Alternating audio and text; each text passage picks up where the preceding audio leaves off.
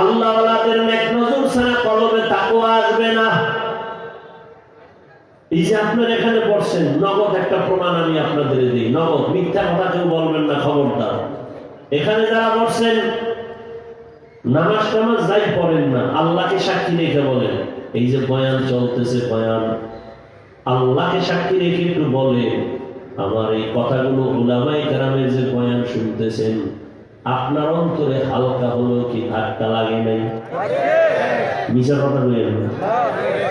1 ঘন্টার বয়ানে যদি আপনার অন্তরে ধাক্কা লাগে, আপনার বিবেকের মধ্যে যদি নাড়া দেয়, তাহলে আপনি যদি আলেম আল্লাহওয়ালার নজরে যদি বছরকে বছর কাটাইয়া দেন, এরকম ধাক্কা লাগতে লাগতে লাগতে লাগতে আপনার কলব এমন পবিত্র হবে যে জান্নাতের ছবি দেখা কবরে যাবে।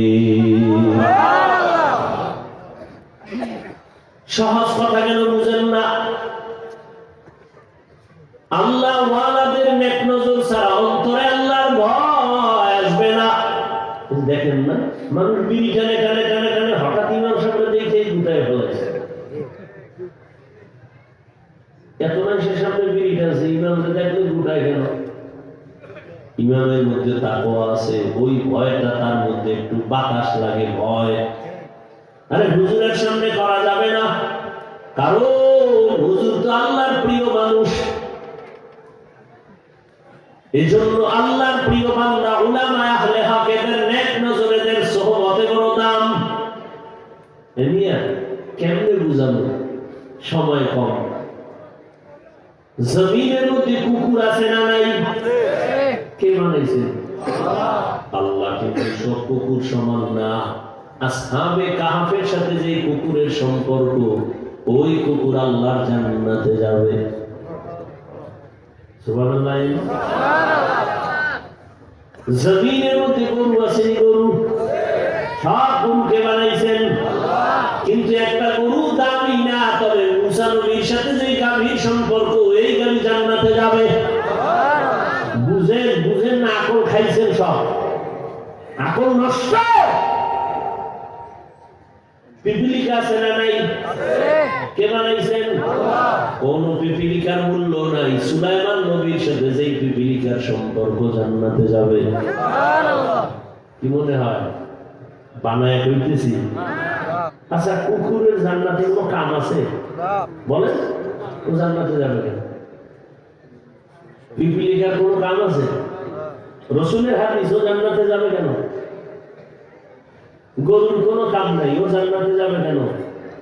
ওর কোনো আযাবও হবে না, ওর কোনো কিছুই নেই, তো জান্নাতে যাবে কেন? কুকুর জান্নাতে যাবে কেন? পিপিলিকা যাবে কেন? নদীর মধ্যে মাছ আল্লাহর বানানো মখলুক। আমগো দেশের জাতীয় মাছের নাম কি? আল্লাহর কাছে একটু দাম নাই। আল্লাহর কাছে ওই মাছের দাম যেই মাছটা ইউনূস নবীর পেটে রাখছে। নবী বলেন ওই মাছ জান্নাতে যাবে। মাছ জান্নাতে যাবে, ওর কোনো কাম আছে? দুনিয়ার ওই বেআকল নষ্ট আকলওয়ালা দিকে আল্লাহ বুঝায়, আই নিমক হারাম। একটা পিপিলিকা জান্নাতে যাবে কেন? বুঝো একজন নবীজির সাথে সম্পর্কের দাম কত, এটা বুঝাবার জন্য। একটা গরু জান্নাতে যাবে কেন? নবীর সাথে সম্পর্ক হলে কি লাভ, এটা বুঝাবার জন্য। দুনিয়ার নিমক হারামের গোষ্ঠীকে আল্লাহ বুঝায়, বল যে আমার প্রিয় বান্দার সম্পর্কে থাকলে আমি তাকেও প্রিয় বানাই। সিটার কোনো দাম নাই, ধানের সাথে লাগছে, দাম বেড়ে গেছে। আকাশে কত পাখি উড়ে, কোনো দাম নাই। সুলাইমান নবীর সাথে সম্পর্কের হুদহুদ পাখিটা জান্নাতে যাবে। এইভাবে একটা একটা বুঝাইলে সারা রাত চলে যাবে। ও বান্দা, তুমি জান্নাতে যাবা কিনা জানা নাই, তবে হ্যাঁ স্পষ্ট হাদিসে আছে, একজন আলেম ওর সাথে যদি সম্পর্ক থাকে, আল্লাহ কিয়ামতে বলবে, যা আমি তোকেও জান্নাত দিয়ে দিলাম।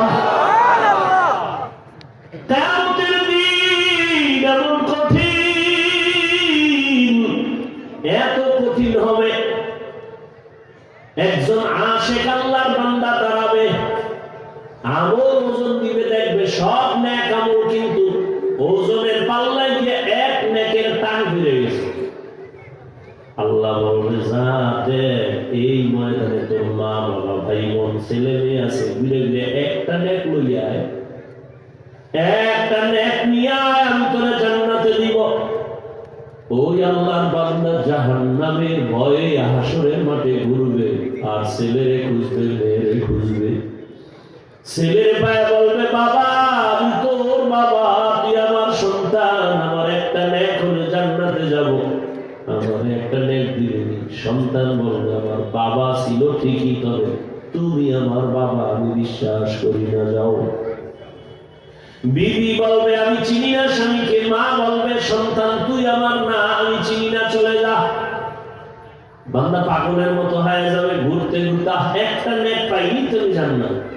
হঠাৎ করে একজন মুরব্বী বৃদ্ধ বয়সের একটা লোক ডাকবে, এই বুড়া তুমি চিল্লাইয়া চিল্লাইয়া কাঁদো আর দৌড়াও কেন?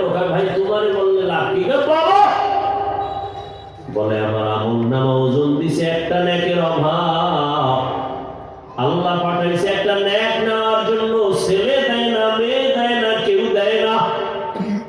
ওই মুরব্বী কাঁদে আর কাঁদে, ভাই আমার কাছে শুধু গুনাহ গুনাহ গুনাহ, শুধু এমন গুনাহ আর কিছুই নেই, তবে একটা নেক আমার আছে, মাত্র একটা নেক। চিন্তা করে দেখলাম এই একটা নেক দিয়ে আমার কোনো লাভ হবে না, জান্নাত পাবো না। অতএব আমি যেহেতু জাহান্নামে যাবই, তবে একটা নেক রাইখা লাভ কি? অন্তত তোমারে দিয়ে দে, তুমি মাওলার জান্নাতে যাও। আমি জাহান্নামে যাই, তবে তুমি যাও জান্নাতে, আমার একটা নেক নিয়ে যাও। ওই আল্লাহর আশিক একটা নেক নিয়ে বলবে আল্লাহ পেয়ে গেছি, নেও নেক।